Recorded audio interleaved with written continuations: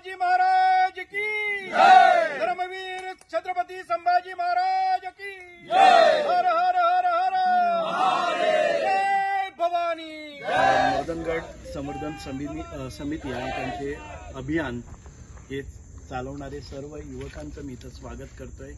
सचिन मदगे सरांनी अत्यंत चांगल्या पद्धतीनं या किल्ल्याचा अभ्यास केलेला आहे आणि हा किल्ला केव्हापासून कधीपासून सुरू झाला, त्याची बांधणी कशी झाली, कुणी बांधला आणि याच्यावर काय काय ऐतिहासिक युद्ध किंवा ऐतिहासिक असे प्रसंग झालेत, अगदी सगळ्या पुस्तकातून त्यांनी वेचून काढून त्याचा संग्रह केलेला आहे। त्यामुळे आपल्या सर्व तरुणांना एक चांगली माहिती इतिहासामध्ये सुद्धा ती राहील आणि आपल्या तरुणांना एक प्रेरणा देण्यासाठी ही अत्यंत महत्त्वाची अशी गोष्ट आहे।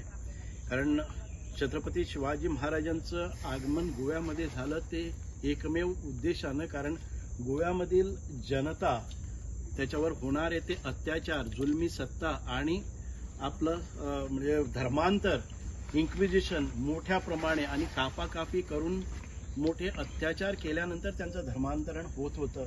आणि हे ज्या वेळेला छत्रपती शिवाजी महाराजांच्या लक्षात आले तर गोव्याच्या हिंदू समाजाला न्याय देण्यासाठी आणि गोव्यातील अत्यंत आपली चांगली म्हणजे गोवा ही देवभूमी होती, याच्या संपूर्ण गोव्यामध्ये मंदिरं होती, त्याची तोडफोड होत होती, ते सांभाळायच्या दृष्टिकोनातून छत्रपती शिवाजी महाराजांनी गोव्यावर पोर्तुगीजांच्या विरुद्ध आक्रमण केलं। परंतु तो काळ म्हणजे 10-12 वर्ष त्यांनी ही लढाई चालू ठेवली आणि त्याच्यानंतर शिवाजी महाराजांच्या स्वर्गवासी झाले त्यावेळेला ही जबाबदारी आपल्या संभाजी महाराज, छत्रपती संभाजी महाराजांवर येऊन ठेपली। परंतु संभाजी महाराजांनीही त्याहीपेक्षा खूप मोठं शौर्य गाजवत या संपूर्ण गोमंतक भूमीला न्याय देण्याचं एक अत्यंत महत्त्वाचं काम इथं केलेलं होतं आणि त्याचाच एक साक्ष म्हणजे हा मर्दनगड आहे। आणि मर्दनगडाविषयी आपल्याला अनेक वर्ष आपण अंधारात होतो, चाचपडत होतो की मर्दनगड काही ठिकाणी आपलं नाव सापडत होतं, पण कुठे आहे, काय, त्याचा इतिहास काय, ह्याचं संशोधन झालेलं नव्हतं। त्यामुळे सचिन मदगे किंवा अजून काही ऐतिहासिक मंडळींनी ते सर्व शोधून काढलं आणि आपल्या आर्काइव्ज म्हणजे सरकारच्या आर्काइव्ज दप्तरामध्ये असलेल्या सगळं डॉक्युमेंट, दस्तऐवज ते तपासून पाहिल्यानंतर अनेक गोष्टी आता उजेडात आलेल्या आहेत। म्हणजे आर्काइव्ज हे सांभाळण्याचं काम पोर्तुगीजांनीच केलेलं आहे। आता जर कोणी म्हणत असेल की हे पुरावे बरोबर नाही आहे, याला ऐतिहासिक आधार नाही, असं कोणालाही म्हणता येणार नाही, कारण पोर्तुगीजांनी डॉक्युमेंटेशन करून ठेवलेल्या त्या दस्तऐवजामध्ये मर्दनगडचं आणि ते ऐतिहासिक शौर्य आणि ते क्षण, ते प्रसंग आजही आपल्याला पुस्तकरूपी सापडत आहेत। म्हणून एक चांगला आधार आपल्याला मिळतोय। अनेक इतिहासकारांनी मर्दनगडाविषयी लिहिलेलं होतं आणि आज मी खरोखरच भाग्यवान समजेन, कारण मर्दनगडाविषयी मलाही काही जास्ती माहिती नव्हती, नाव ऐकलेलं होतं आणि त्याला मर्दनगड का म्हणतायत याचीही कल्पना नव्हती। परंतु खरोखरच आपल्या इतिहासातील एक साक्ष म्हणजेच छत्रपती संभाजी महाराजे ज्यांनी धर्माविरुद्ध धर्माच्या प्रसारासाठी, प्रचार आणि धर्म वाचवण्यासाठी जे महान कार्य केलेले त्याची ही साक्ष आहे। म्हणूनच या संपूर्ण परिसरावर, प्रदेशावर जो मराठ्यांचं राज्य होतं त्यांचा कारभार इथून सुरू व्हावा ही त्यांची इच्छा होती। आधी आपण खाली म्हणजे मराठ्यांचं सैन्य किंवा मराठ्यांची ज्या सगळ्या कारवाई होत होत्या त्या फोंड्याच्या कोट किल्ल्यावरनं होत होत्या, परंतु कोट किल्ल्यावर कधी पण हल्ला होऊ शकतोय आणि आपण जर नियंत्रण ठेवायचं असेल आणि आजूबाजूच्या परिसरावर जर टेहळणी करायची असेल आणि मारा करायचा असेल, शत्रू विरोधात मारा करायचा असेल तर एक चांगलं ठिकाण म्हणजे हे उंचवट्यावर असलेल्या डोंगराळ भागात असलेला हा किल्ला, कारण या किल्ल्यावरनं आपण अनेक किलोमीटर म्हणजे 50 किलोमीटरवर आपण नजर ठेवू शकतोय आणि अजून कुणी चाल करून आलात तर या किल्ल्यावरून आपण त्यांना हटवू शकतोय, मारा करू शकतोय, असं ठिकाण त्यांनी शोधून काढलं आणि ह्या किल्ल्याची बांधणी केली। असं ऐकिवात आहे की संभाजी राजे प्रत्यक्ष या किल्ल्यावर 1 महिना थांबले आणि त्यांनी आपल्या सर्व कारागीर कामगारांना इथं ठेवून घेतलं आणि ह्या किल्ल्याची बांधणी व्यवस्थितरित्या करून घेतली। सर्व सुरक्षिततेच्या दृष्टिकोनातून युद्धाच्या दृष्टिकोनातून आपल्याला मारा कसा करायचा आहे, आपल्याला वाचवायचं कसं आहे, आपलं शस्त्रसामुग्री कशी सेफ ठेवायची आहे, अशा सगळ्या पद्धतीचं यानं केलेलं. परंतु दुर्दैवानं हा किल्ला जरी आपल्या ताब्यात साधारणतः 70-75 वर्षे राहिला असेल, कारण 1683 मध्ये छत्रपती संभाजी महाराजांनी या किल्ल्याची बांधणी केली. हा किल्ला छत्रपती संभाजी महाराजांनी स्वतःहून बांधलेला एकमेव किल्ला आहे. अनेक किल्ले त्यांनी पोर्तुगीजाकडून किंवा मुघलाकडून त्यांनी म्हणजे युद्धात जिंकलेले होते. परंतु याचं वैशिष्ट्य असं की मर्दनगड किल्ला त्यांनी स्वतःहून ठिकाण शोधून काढलं आणि त्या किल्ल्याची बांधणी स्वतः केली. आणि त्याच्यानंतर मराठ्यांच्या या राज्यामध्ये म्हणजे मराठ्यांचं जे वर्चस्व होतं याच्यावर ते अनंत काळ म्हणजे 60, 70, 75 1683 ते 1755 63 म्हणजे एक प्रदीर्घ काळ तो आपल्याकडे राहिलेला. संभाजी महाराजांच्या नंतरही 90 वर्ष हा किल्ला आपल्याकडे राहिलेला होता. परंतु दुर्दैव एवढंच की 90 वर्षानंतर परत एकदा पोर्तुगीजांनी कदाचित तो काबीज केला असेल आणि या किल्ल्याची नामोनिशाण मिटवायला पाहिजे, इतिहासातून त्याचं संपूर्ण त्याला मिटवायचं आहे अशा उद्देशानं त्याने इथं क्रॉस पण टाकला आणि इथं केलेलं सगळं बांधकाम तोडून टाकलं. आजही आपण हे अवशेष अजूनही 500-600 मीटरवर खाली बघतो आहोत की तोडलेल्या किल्ल्याचे अवशेष, ते बुरुज तोडलेले, त्या तटबंदी तोडलेल्या आणि ते जे मोठमोठे दगड खाली गेलेले आपण पाहतोय. म्हणजे कदाचित हा किल्ला तसाच राहिला असता तर कदाचित तो ढेपाळलेल्या स्थितीत असला. म्हणजे हे त्यांना नामोनिशाण कदाचित मिटवायचं होतं पोर्तुगीजांना. कारण त्यावेळेला एक दुःखद घटना मदगे सरांनी सांगितले की पोर्तुगीजांचा जो गव्हर्नर होता त्या गव्हर्नरचा अंत म्हणजे युद्धामध्ये तो इथं मारला गेला. हे त्यांचं डिफीट होतं, हा त्यांचा पराजय होता आणि ते त्यांना कायमस्वरूपी त्यांना टोचत होतं.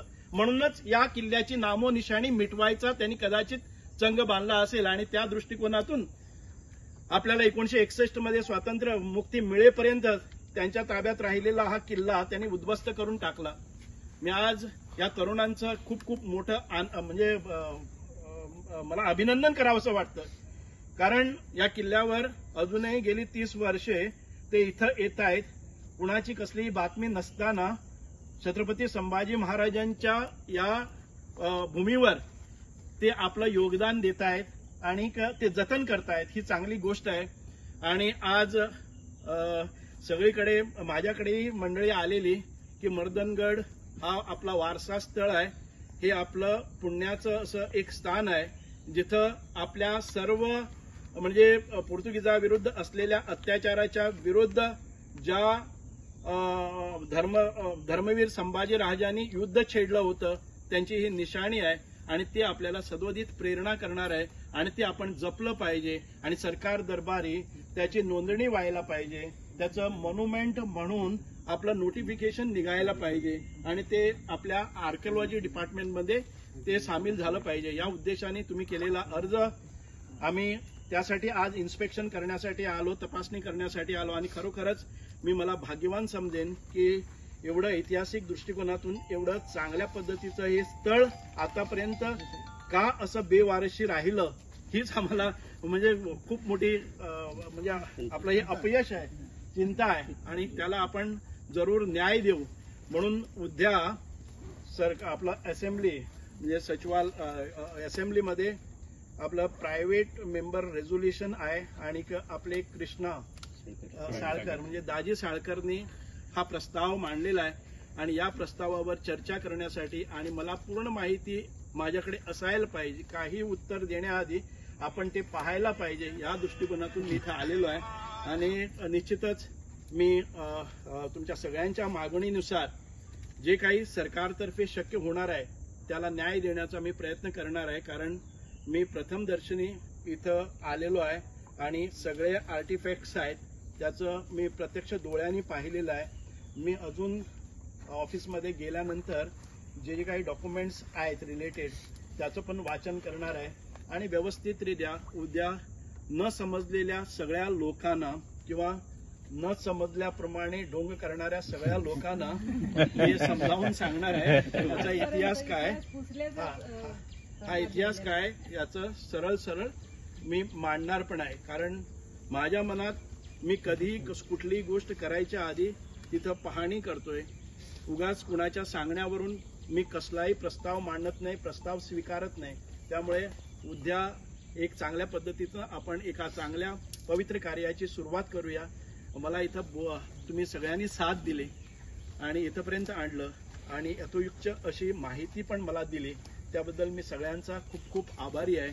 सचिन मदगे सरांनी अजून आपल्या एका किल्ला त्यानं संशोधन केलं म्हटलं तरी काय, बेतूलचा किल्ला जो छत्रपती शिवाजी महाराजांनी बांधलेला तो सुद्धा छत्रपती शिवाजी महाराजांनी बांधलेला आणि त्यावेळेला मदगे सरांनीच मला तिथं नेलं आणि आज त्या किल्ल्यावर आपली शिवजयंती, छत्रपती राजाभिषेक या सगळ्या गोष्टी व्हायला लागलेल्या आहेत. म्हणूनच आज आम्ही ह्या आपला किल्ला जुवे किल्ल्यावर सुद्धा काही महिन्याआधीच छत्रपती शंभूराजांच्या जयंती निमित्तानं आम्ही तिथं सुद्धा भगवा लावलेला आहे. ही आपली म्हणजे आम्ही कुठं दुसऱ्यांच्या ठिकाणावर भगवे झेडले किंवा त्याचं निशाण लावत नाही. जिथं त्यांनी केलेलं कार्य आहे तो इतिहास आहे, त्या इतिहासावर जर आपलं नाव परत एकदा कोरलं तर त्यात काय बिघडलं. इथं कुणाही कुणाच्या विषयी जाती भेद हे काहीही नाही आहे. हा आपला इतिहास आहे आणि ते जतन करणं हे माझं मंत्री म्हणून म्हणजे पुरातन खात्याचा मंत्री म्हणून हे माझं काम आहे असं मी समजतोय आणि त्या दृष्टिकोनातनं माझ्या खात्याला न्याय देण्याचं काम मी करतोय. म्हणूनच असे अनेक किल्ले होते परंतु आज नाही आहेत आणि हे सगळं आपल्या समोर आलं पाहिजे. ही गोमंत भूमी भोगभूमी नाही आहे, ती देवभूमी आहे, ती तपोभूमी आहे, ती आपली आध्यात्मिक भूमी आहे आणि या आध्यात्मिक भूमीमध्ये झालेले अत्याचार मोडून काढण्यासाठी छत्रपती शिवाजी महाराज आणि धर्मराज छत्रपती संभाजी महाराजांनी जे अतुलनीय असं कार्य केलेलं त्याला आम्ही काहीतरी पाठबळ आणि ते सांभाळण्याचं काम आम्ही करत आहोत. तुम्ही पळतात GNH.